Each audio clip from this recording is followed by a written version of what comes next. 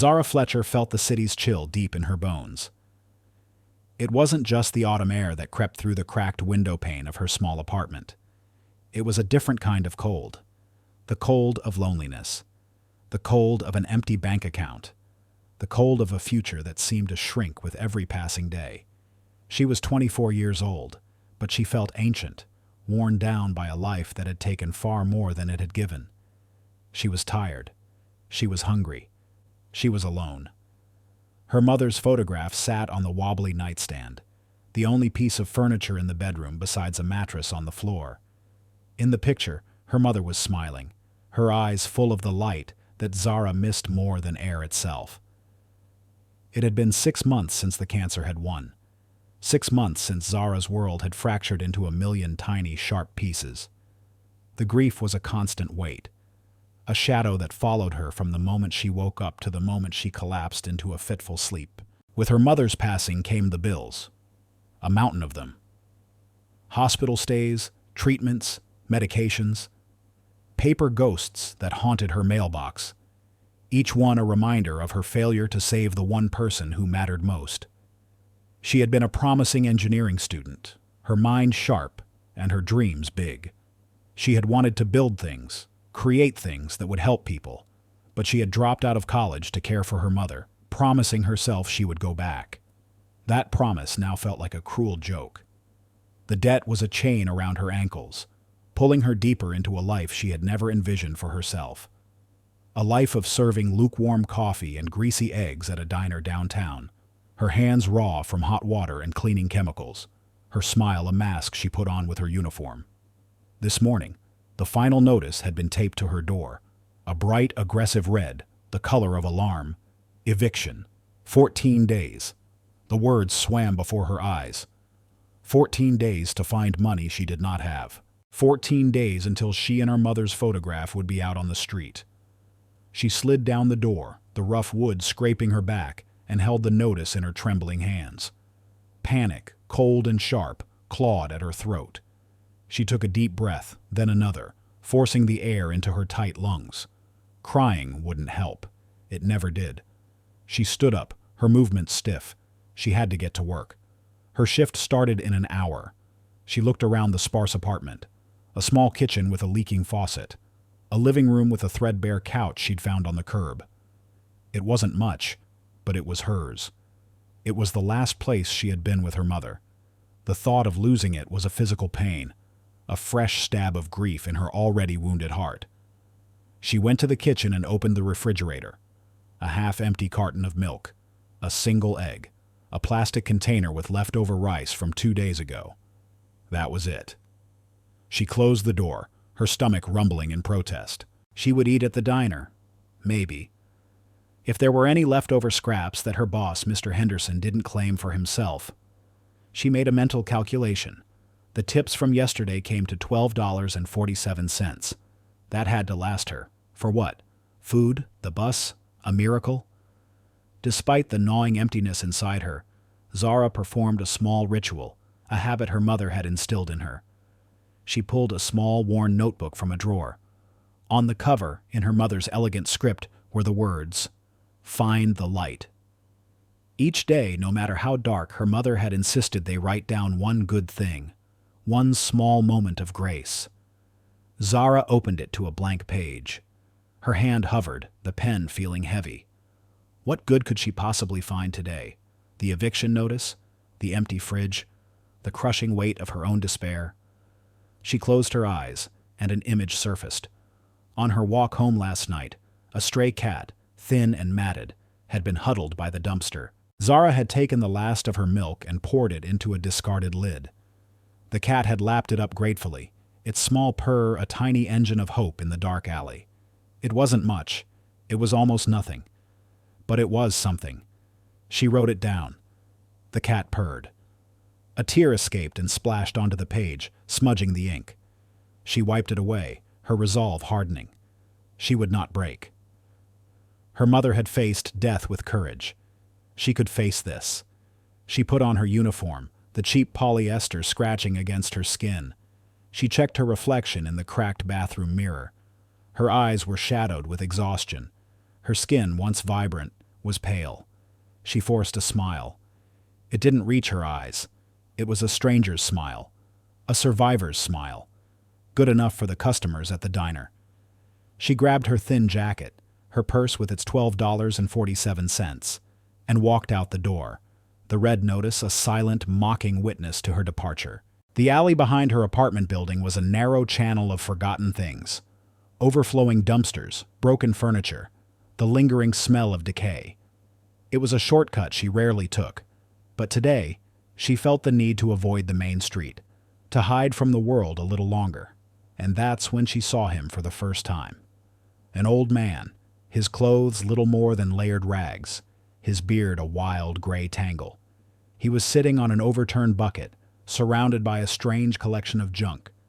Discarded computer monitors, twisted wires, pieces of scrap metal, old car batteries. He was focused, his gnarled hands working with a surprising dexterity, twisting a copper wire around a piece of jagged metal. He didn't look up as she passed. He seemed to be in his own world, a world made of other people's trash. Zara hesitated for a moment. Her mother's voice echoed in her mind. Everyone has a story, Zara. You just have to be willing to listen. But fear, a practical and necessary instinct, kept her moving. The city had taught her to be wary, to keep her head down and mind her own business. She hurried on, the image of the man and his strange project lingering in her mind. Over the next few days, the man was always there. He became a fixed point in her daily journey of survival. She saw him in the early morning, already at work as she left for the diner. She saw him in the late evening, still tinkering under the dim glow of a single flickering street lamp as she returned, her body aching. He never spoke. He never asked for anything. He just built. His creation was growing, taking on a bizarre, intricate shape. It looked like a nest of metal and glass, a chaotic sculpture of forgotten technology. Her neighbors started to complain. "He's a menace," grumbled Mr. Schmidt from 3B, a man whose primary hobby was peering through his blinds. "He's attracting rats. I've seen them." "Someone should call the police," added Mrs. Gable from across the hall, clutching her small, yapping dog. "It's not safe. People like that are unpredictable. He's probably crazy." The landlord, a portly man named Mr. Hayes, put up a notice in the lobby. "Vagrancy in the alley is strictly prohibited. Trespassers will be reported to the authorities." The message was clear. The man was not welcome. He was a problem to be removed, an inconvenience to be erased. The warnings from her neighbors and the landlord echoed the city's unwritten rules. Don't get involved. Look the other way. Protect yourself. It was the sensible thing to do, the safe thing to do. One afternoon, a cold rain began to fall. A miserable, persistent drizzle that soaked everything and everyone. As Zara walked home, her cheap jacket offering little protection, she saw the old man in the alley. He was trying to cover his strange machine with a flimsy piece of cardboard, but the rain was relentless. The cardboard was sagging, turning to pulp. The man himself was soaked, shivering, but his focus remained on protecting his work. Something inside Zara snapped. It was the quiet desperation in his posture, the fierce, hopeless way he tried to shield his creation. She saw her father in him, a man who would spend hours in the garage, lost in his own projects, his hands covered in grease, a look of pure joy on his face. She saw the same passion in this forgotten man in the alley. She thought of the $12 in her purse. It was her food money for the next 2 days. It was her bus fare. It was all she had. Her mind screamed at her, "Walk away. You can't afford this. You can't save the world." But her heart, the part of her that still remembered her mother's lessons, that still believed in finding the light, had a different idea. She turned and walked to the corner hardware store. A heavy-duty blue tarp was hanging in the window. The price tag read $9.99. It felt like a fortune. It was a fortune. It was a choice between her own hunger and a stranger's comfort. She stood in the rain for a full minute, the cold water dripping down her face, mingling with tears she didn't realize she was crying. Fear and hesitation warred with a powerful, undeniable pull of empathy. Then she remembered the cat's purr. A small act of kindness that had cost her almost nothing but had given her a reason to write in her notebook. What would this act cost? What would it give? She walked into the store. The transaction was quick. The $10 bill she handed over felt warm in her hand, a final connection to her own security.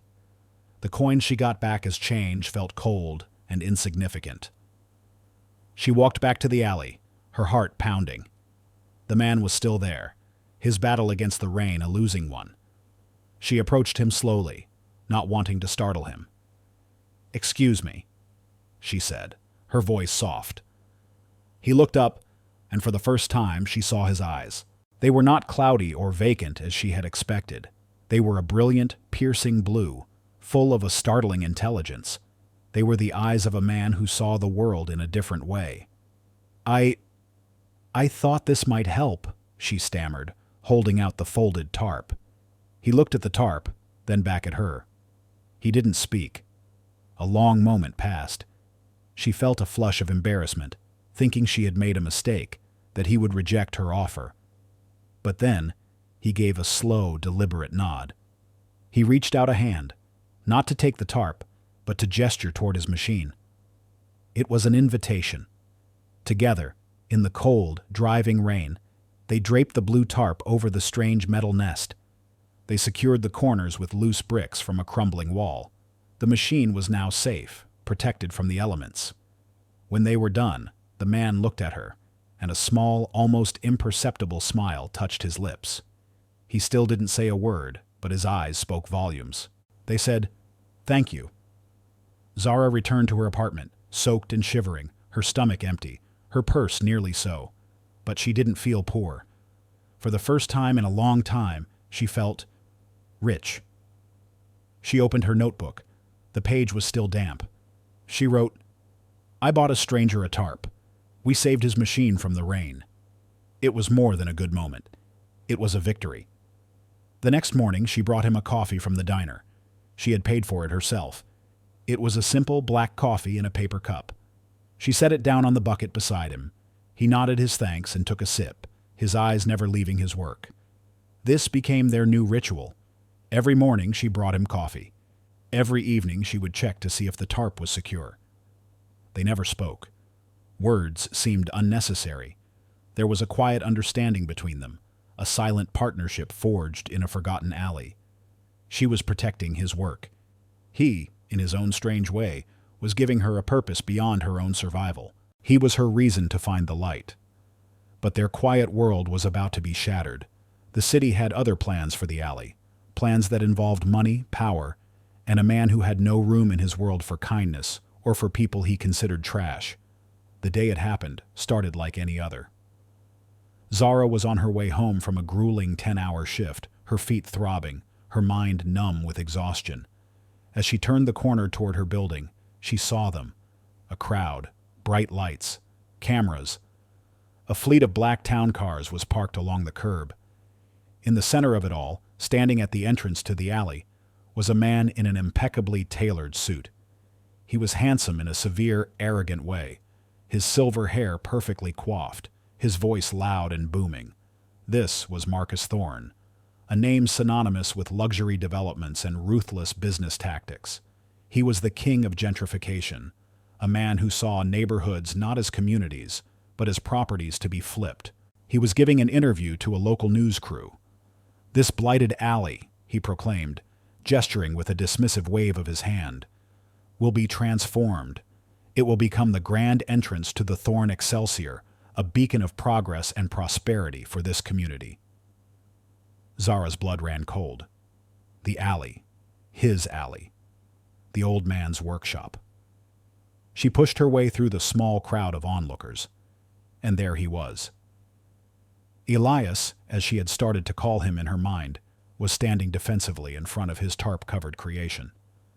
2 burly security guards were trying to move him, but he stood his ground, a frail but unyielding figure. Marcus Thorne finished his interview and turned his attention to the problem. His polished smile vanished, replaced by a sneer of disgust. "What is this?" he barked, striding into the alley. "Get this filth out of here. Now!" The security guards grabbed Elias's arms more forcefully. "Sir, you need to leave the premises," one of them said, his voice a low growl. "No," Elias said. It was the first word Zara had ever heard him speak. His voice was raspy from disuse, but firm.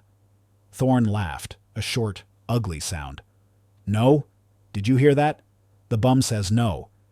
He walked right up to Elias, his expensive shoes inches from the old man's worn boots.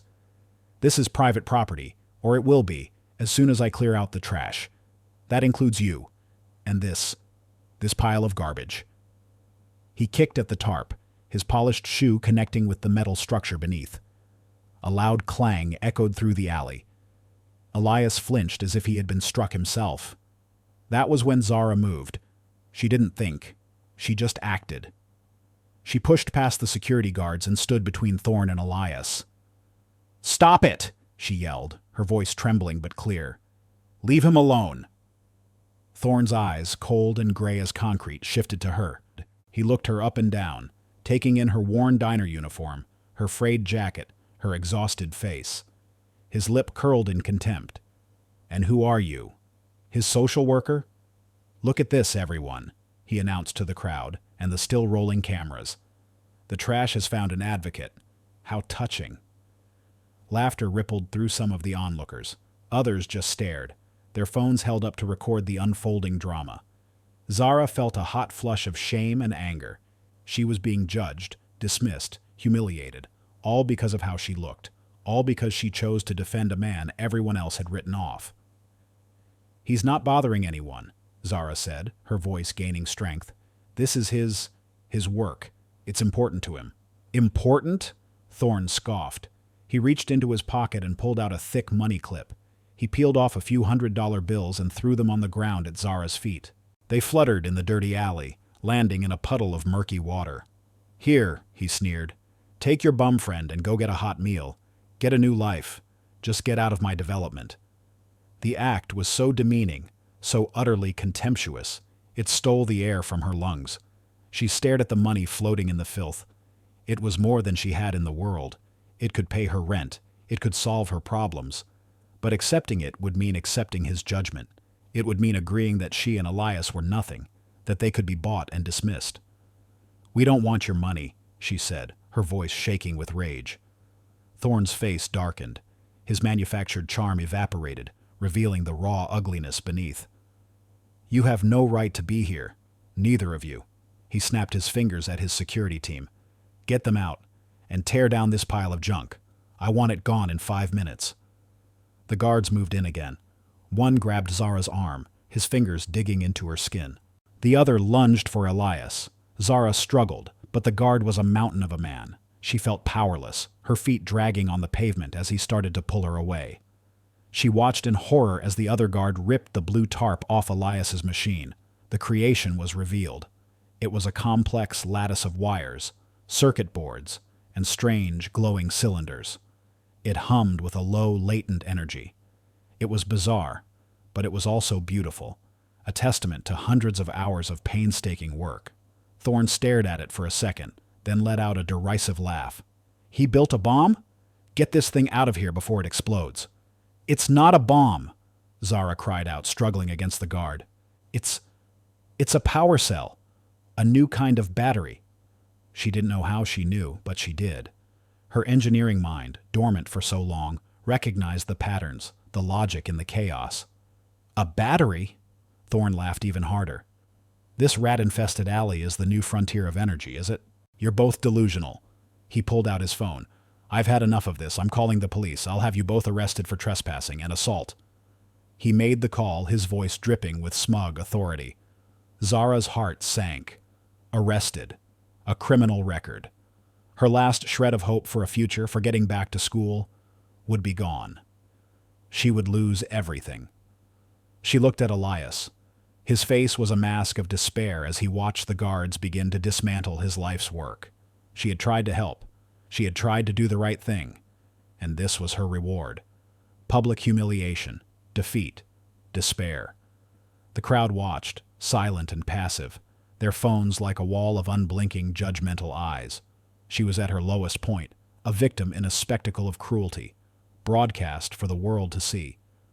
But what she didn't know, what Marcus Thorne couldn't possibly imagine, was that the world was watching in more ways than one, and everything was about to change. Just as the first police car, its sirens wailing, turned the corner, another procession appeared from the opposite direction.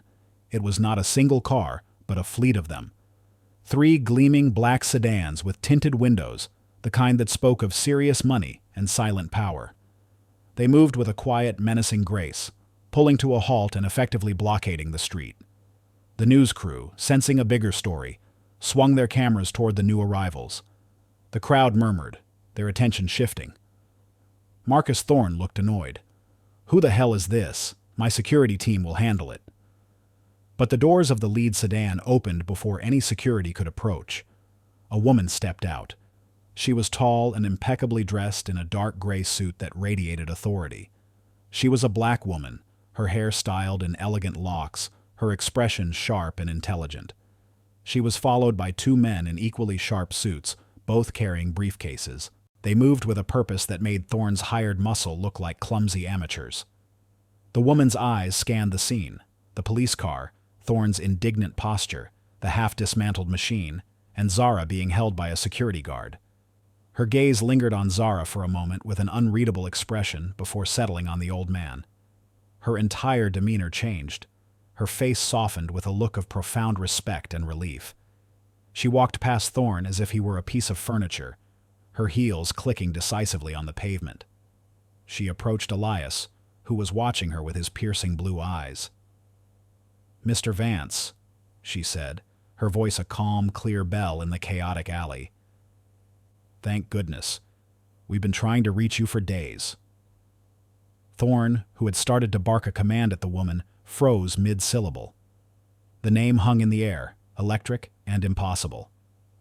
Vance. He blinked, his brain struggling to connect the name to the ragged old man in front of him. The woman, oblivious to Thorne's shock, continued. "I'm Adira Sterling, from your legal team. Apple's final offer came through this morning. They've met all your conditions. The board has unanimously approved the acquisition." The silence in the alley was absolute. The news camera zoomed in on Elias's face. The murmuring crowd fell quiet. Even the police officers, who had just gotten out of their car, stood still, sensing they had walked into something far above their pay grade. Thorne's face, which had been flushed with arrogant anger, began to drain of all color. It went from red to pink to a sickly, pale white. "Vance?" he stammered, the word a choked whisper. "Elias Vance, the founder of Kronos Corporation?" Ms. Sterling finally turned to look at him, her eyes cold and dismissive. "You know of him, then?" It was a statement, not a question. Everyone in the tech world knew of Elias Vance. He was a myth, a ghost, a legendary genius who had founded Kronos Corp 30 years ago, created a series of revolutionary patents, and then vanished from public life, living as a recluse while his company, run by a trusted board, continued to operate in secrecy. Rumors had been swirling for months that Kronos had finally cracked the holy grail of technology, a stable, hyper-efficient, organic energy cell, a battery that could last for weeks, charge in seconds, and was completely biodegradable. It was a technology that would change the world, and Apple was reportedly willing to pay billions for it. Thorne's mind reeled. The junk pile, the bomb, the battery. He looked from the complex machine to the old man, and finally, to the $100 bills lying in the dirty puddle at Zara's feet. The scale of his mistake, of his spectacular public misjudgment, crashed down on him. His knees literally buckled. He stumbled back a step, his hand flying to his chest as if to keep his heart from exploding. Sweat beaded on his forehead, his silver hair suddenly looking limp and pathetic. That can't be," he whispered, his voice trembling. "He's a bum." Elias Vance looked at Thorne, his blue eyes holding no malice, only a kind of weary disappointment. He then turned his gaze to Zara, who was still being held by the guard. Ms. Sterling followed his gaze. Her expression hardened into cold fury. "Let go of her," she commanded the security guard. Her voice was quiet, but it carried the unshakable weight of absolute authority. The guard, who a moment ago had been manhandling Zara, instantly released her arm as if it were red hot. He took a step back, suddenly looking terrified. Zara rubbed her arm, her mind a whirlwind of confusion. Elias Vance? Kronos Corp? Apple? None of it made sense. She looked at the old man she had brought coffee to, the man she had protected. He was a billionaire? A genius? Ms. Sterling walked over to Zara, her expression softening again. "Are you all right, miss?" she asked. Zara could only nod, words failing her. Just then, the second black sedan's door opened. A man in a familiar black turtleneck and jeans stepped out. He wasn't Steve Jobs, but he was the next best thing. David Chen, Apple's senior vice president of hardware engineering. His presence confirmed the impossible. The news crew gasped. This wasn't a local story anymore. This was global. Chen strode into the alley, his eyes fixed on the humming machine. He ignored Thorne completely. He approached the device with the reverence of a pilgrim at a shrine. "Is that it, Elias?" he asked, his voice filled with awe. "The Kronos cell?" "It is," Elias Vance said, his voice stronger now. "Or the prototype, at least. I couldn't get the final resonance calibration right in the lab. Too sterile. I needed background radiation, the chaos of the city, the ambient energy of human life." He gestured around the dirty alley. This was the perfect laboratory. David Chen knelt, examining the intricate wiring. "It's beautiful," he whispered. He looked up at Elias. "The deal is done. $9 billion. The board signed off an hour ago. $9 billion. The number echoed in the alley, a shockwave that sent the crowd into a frenzy of whispers. Marcus Thorne made a small, strangled sound, like a dying animal. His entire project, his grand Excelsior Tower, was built on land that was now adjacent to the site of the biggest tech acquisition of the decade. And he had just tried to bulldoze it.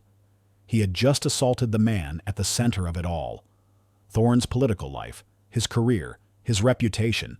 He could feel it all turning to dust. He saw the mayor, who had been standing on the sidewalk for the photo op, now talking frantically into his phone, his face a mask of panic.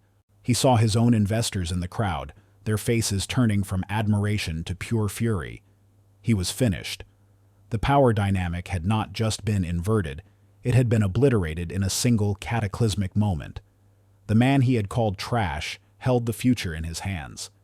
And he, Marcus Thorne, was the one who was about to be thrown away. The arrival of David Chen, the Apple executive, acted as a catalyst. The scene, already tense, erupted into a new level of controlled chaos. Chen, after his moment of reverence for the Kronos cell, stood up and faced Elias Vance. "Elias," he said, his voice carrying across the now silent alley. "The acquisition is for Kronos Corp and all its assets. That includes this prototype. And frankly, this is the most important asset of all." He then turned his gaze, cold and sharp, directly onto Marcus Thorne. "And who are you?" Chen asked, though it was clear from his expression he already knew, and despised the answer. Before Thorne could stammer out a response, the mayor, a portly politician named Bill DeWitt, scurried into the alley. His face was slick with sweat, his earlier jovial mood replaced with sheer terror. He had been there for a routine photo op, a chance to align himself with Thorne's shiny new development. Now he was caught in the blast radius of a public relations nuclear bomb. "David, Mr. Chen, a pleasure," DeWitt said, extending a clammy hand that Chen pointedly ignored. "This is all a terrible misunderstanding. A terrible, terrible misunderstanding." "A misunderstanding?" Chen repeated, his voice dangerously low. "I saw the live feed on my way over. My entire team did. I saw your associate, Mr. Thorne, assault a man who is arguably one of the most important inventors of our time. I saw him attempt to destroy a piece of technology worth billions of dollars. And I saw him publicly humiliate this young woman for the crime of showing basic human decency." He gestured toward Zara. The mayor looked at Thorne with pure venom. Thorne's career was over, and now DeWitt was desperately trying to sever himself from the sinking ship. "Marcus Thorne is not my associate," he declared loudly, for the benefit of the news cameras. "He is a private developer. The city was merely here to observe the preliminary site clearing. His actions are his own, and they are disgraceful. Appalling." Thorne looked at the mayor, his eyes pleading. He had donated hundreds of thousands of dollars to DeWitt's campaign. They had played golf together just last week. But he saw no mercy in the mayor's eyes, only ruthless political calculation. Adira Sterling, the lawyer, stepped forward, her voice cutting through the mayor's blustering. "Mr. Mayor," she said, "Mr. Thorne's actions may be more than just disgraceful. He announced his intention to seize and destroy this property." She pointed to the Kronos cell. "Given that this is a multi-billion-dollar piece of proprietary technology, his actions could be construed as attempted corporate espionage and destruction of private assets. That is a federal offense." The two police officers, who had been standing by awkwardly, suddenly snapped to attention. The words "federal offense" had a way of clarifying things. Their focus shifted entirely from Elias and Zara to the pale, sweating developer. "Furthermore," Ms. Sterling continued, her voice like ice, "Mr. Thorne's company, Thorne Developments, is the primary contractor for this project. Our preliminary research, conducted as part of the due diligence for this acquisition, has uncovered numerous financial irregularities in his city contracts. Bid rigging, kickbacks. I believe the district attorney's office will be very interested to see our files." She held up her briefcase. "I have a copy right here." That was the final nail in the coffin. Mayor DeWitt took a decisive step away from Thorne, creating a physical and political chasm between them. "Marcus Thorne," the mayor announced, his voice booming with false righteousness, "in light of this abhorrent behavior and these serious allegations, your contracts with the city are hereby suspended, effective immediately. You are fired." Thorne let out a gasp. "Bill, you can't." "Officer," the mayor said, pointing a trembling finger at his former friend, "this man has committed assault. You all saw it. And based on what this lawyer is saying, he may have committed far worse. Do your duty." The police officers, now on solid ground, approached Thorne. "Sir, you need to come with us." Thorne, defeated and broken, offered no resistance. As the officer put the handcuffs on him, the clicking sound loud in the silent alley, he looked over at Zara. He looked at the woman in the cheap diner uniform whom he had tried to crush under his heel. He had thrown money at her feet, called her trash, and now she stood next to a billionaire and a top Apple executive, watching his entire world crumble. His downfall was absolute, his humiliation complete, all captured by the same cameras he had invited to witness his triumph. With Thorne being led away, a strange calm fell over the scene. Elias Vance finally turned his full attention to Zara. He looked at her with his piercing blue eyes, and for the first time he smiled. A genuine, warm smile that transformed his weathered face. "I never got to thank you," he said, his voice gentle. "For the coffee, for the tarp, for standing up for a crazy old man in an alley." You're not crazy," Zara managed to say. "I knew you were building something important." "More important than you know," Elias said. He looked at the dismantled pieces of his machine, then at David Chen. "We need to get this to the lab in Cupertino. But first—" He paused, his gaze sweeping over the alley, the crowd, and finally settling back on Zara. He seemed to be thinking, calculating. Then he asked a simple question that would once again change everything. "Miss Sterling, what do you think we should do about this alley?" Mr. Thorne wanted to turn it into a grand entrance. Ms. Sterling looked at Zara. "I think we should ask Miss Fletcher. She seems to have a better sense of what this community needs." Everyone looked at Zara. The cameras, the executives, the crowd. She was no longer a victim. She was no longer invisible. She was, in that moment, the most powerful person in the alley. She felt a surge of confidence, a clarity she hadn't felt in years. She looked at the grimy brick walls, the dumpsters, the place where she had performed a small act of kindness that had started this incredible chain of events. She spoke, her voice clear and steady, not with a speech of vengeance against Thorne, but with the simple, unwavering truth of her own character. People just want a place to belong, she said. A place to create things and feel safe. Everyone deserves that. Not just the people who can afford to live in a luxury tower. Her words hung in the air, a simple and profound moral statement. David Chen nodded slowly. Elias Vance beamed.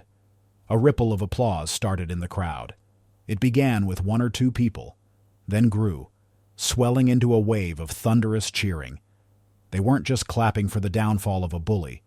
They were clapping for her courage, for her kindness. They were clapping for the virtuous underdog who had, against all odds, won. The aftermath of Marcus Thorne's public implosion was swift and decisive. As he was placed in the back of the police car, his face a ghostly white against the dark interior, the alley transformed from a scene of conflict into a scene of quiet, momentous change. The news reporters, buzzing with the story of a lifetime, kept their cameras rolling, capturing every second. Elias Vance, no longer a forgotten old man but a titan of industry in ragged clothes, turned to Zara. The entire world seemed to fade away, the crowd and the executives becoming a blurry backdrop to the quiet intensity of his gaze. "Zara Fletcher," he said, tasting her name as if learning a new and important word. "You have a good heart and a sharp eye. You said you knew it was a power cell." Zara nodded, still overwhelmed. "The resonance coils, the crystalline matrix. It looked like schematics I studied, before I had to drop out of college." "You studied engineering?" Elias asked, his interest piqued. "I did," she said softly. "It was my dream." Elias's smile widened. "Dreams shouldn't die in diners, Miss Fletcher." He turned to David Chen. "David, our acquisition agreement. There's a clause in there, Section 7, subsection B. The key personnel clause. I want to make an addendum." Chen raised an eyebrow but nodded. "You're the majority shareholder until the ink is dry, Elias. What's the addendum?" "I want to add Zara Fletcher to the executive team of the new Kronos division at Apple," Elias declared. "As Director of Community Integration and Ethical Innovation, her first task will be to oversee the foundation we are about to establish." Zara's jaw dropped. Director, Apple, Foundation. The words spun in her head, refusing to form a coherent thought. "But I don't have a degree. I work in a diner." "You have something more important than a degree," Elias said firmly. "You have integrity, you have compassion, you have courage. In my experience, those are much harder to find. We can teach you the business. You will teach us how to be better humans." He then looked at Adira Sterling. "Ms. Sterling, I believe we also discussed my compensation package." "Yes, Mr. Vance," the lawyer replied, pulling a file from her briefcase. "A significant portion is to be allocated to a philanthropic endeavor of your choosing." "Excellent," Elias said. "We will call it the Fletcher Foundation. Its mission will be to combat homelessness and fund grassroots innovation in underserved communities. People like me," he said with a wry smile, "who are building the future out of trash in alleys. We will seed it with an initial endowment." He paused, looking directly at Zara. "Let's make it $89 million. $89 million, the number from the story's headline. Not his payment, but hers to control." Zara felt her knees go weak. She swayed, and for a second, she thought she would faint. David Chen put a steadying hand on her shoulder. The crowd, hearing the announcement, erupted in another wave of cheers, louder this time. But Elias wasn't finished. He saw the eviction notice that had fallen from Zara's pocket during the scuffle, its angry red ink stark against the grimy pavement. He bent down and picked it up. He read it, his expression hardening. "This will not do," he said quietly. He handed the notice to one of his assistants. "Clear all of this young woman's debts. All of them. The medical bills, the student loans, everything. And buy her building. The whole thing. I want her to have the deed, free and clear, by the end of the day. No one will ever threaten her home again." He then turned to his legal team. "I also want a full accounting of Thorne Developments. I want him ruined. I want every dirty deal he ever made brought into the light. His wife will divorce him. His partners will abandon him. He will lose everything he built on the backs of people he stepped on. I want justice to be absolute." His voice was cold, a stark contrast to the warmth he showed Zara. It was the voice of a man who could move mountains and destroy them. Ms. Sterling nodded. "Consider it done, Mr. Vance." Elias's attention returned to Zara, his face softening once more. "Now, for the immediate problem." He gestured to her worn-out uniform. "You look tired and hungry, and I believe you are owed a great deal of back pay for all that coffee you brought me." He had one of his team produce a checkbook. He wrote in it, his hand surprisingly steady. He tore out the check and handed it to her. Zara looked down at it. Her vision was blurry with tears. The name on the check was Zara Fletcher. The amount was for $250,000. The memo line read simply, "For the coffee." She looked up, speechless, tears streaming down her face. She wasn't crying from sadness or despair anymore. She was crying from a joy so overwhelming, so profound, it felt like her heart would burst. It was the joy of vindication. The relief of a burden lifted. The shock of a life changed in an instant. Within hours, her world was remade. A black car, far nicer than the ones that had brought the executives, whisked her away from the alley. She was not taken to her grim apartment, but to a suite at the Four Seasons, with instructions to rest and order anything she wanted. While she was there, a team, directed by Elias Vance's staff, descended on her life. Her broken-down car was towed away, and a brand-new, reliable one appeared in its place in the hotel garage. Her apartment, which she now owned, was visited by a cleaning crew and then by a team of designers and movers. When she returned that evening, she walked into a home she didn't recognize. The leaking faucet was fixed. The walls were freshly painted. The rooms were filled with beautiful, comfortable furniture. The refrigerator and pantry were stocked to bursting with fresh, healthy food. On the new kitchen table was a stack of documents. The deed to the building, a letter confirming all her debts had been paid in full, and a contract for her new position at Apple, detailing a salary that made her head spin. Her mother's photograph was no longer on a wobbly nightstand. It was in a beautiful silver frame, sitting on a solid oak dresser. Zara picked it up, her fingers tracing the smiling face. "We did it, Mom," she whispered, her voice thick with emotion. "We found the light."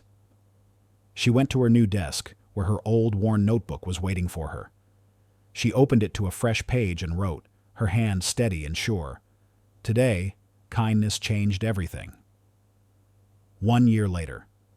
The city looked different, or maybe it was just that Zara Fletcher saw it through different eyes. She stood at the floor-to-ceiling window of her office on the top floor of the newly christened Fletcher Foundation building. Below her, the city hummed with life, a complex machine of dreams and struggles. She was no longer the tired girl in a diner uniform. Today, she wore a sharp, elegant business suit, a symbol of the new life she had built. But her eyes held the same compassion, the same deep well of empathy. Power hadn't corrupted her, it had amplified her. Her desk was not cluttered with corporate reports, but with grant proposals, community outreach plans, and architectural drawings. The alley, once a symbol of her humiliation, was now her greatest triumph. It had not become the entrance to a luxury condo. Marcus Thorne's project had collapsed into a mountain of lawsuits and bankruptcy. Instead, the alley and the adjacent lot had been transformed into the Fletcher Lab, a state-of-the-art public makerspace. It was a place where kids from all backgrounds could come to learn, to tinker, to build their own dreams. It was loud, chaotic, and full of the same vibrant, creative energy that had once filled Elias Vance. Elias, true to his word, had integrated his Chronos cell technology into Apple's product line, revolutionizing the world. But he spent most of his time now as a mentor at the Fletcher Lab, a wild-haired genius in a comfortable sweater, teaching a new generation that the greatest inventions often start with a little bit of junk and a lot of imagination. Zara was the president of the Fletcher Foundation, wielding her $89 million endowment with a wisdom beyond her years. She was a force in the city, a champion for the voiceless.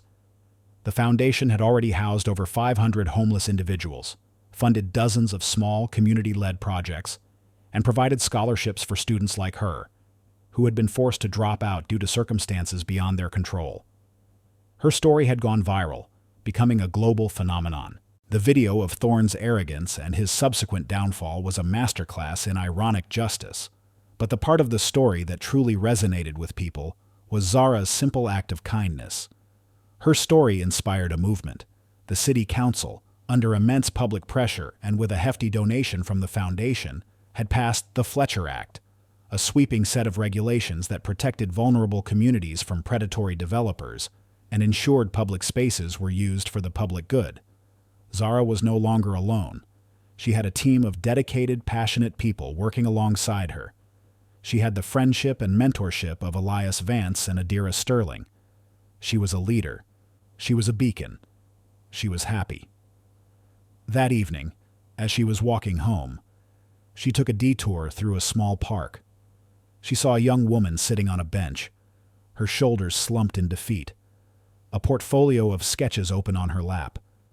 The drawings were beautiful, full of raw talent and emotion, and Zara saw the same flicker of a dream in danger of being extinguished that she had once felt in herself. She could have walked by. She had a meeting to prepare for, 100 emails to answer. But she didn't. She sat down on the bench. "Those are amazing," Zara said, her voice warm and inviting. The young woman looked up, startled. "Oh, thank you. Not that it matters. I just got rejected from the Art Institute. Can't afford the tuition." Zara smiled. She reached into her bag and pulled out a simple pamphlet. On the front were the words, "The Fletcher Foundation." "I know a place that invests in talent," Zara said, handing it to her. "They believe dreams are worth fighting for. You should apply for a grant." The young woman's eyes widened with a dawning hope. "Really?" "Really," Zara confirmed. "My name is Zara Fletcher. Tell them I sent you."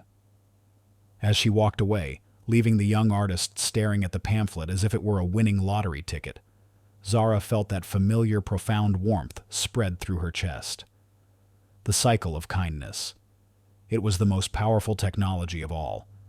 Have you ever judged a book by its tattered cover? Have you ever walked past someone in need and looked away, telling yourself it wasn't your problem? Zara Fletcher didn't. She saw a human being, not a nuisance. She chose empathy over indifference. She chose to give when she had almost nothing. And in doing so, she didn't just change her own life. She changed a city.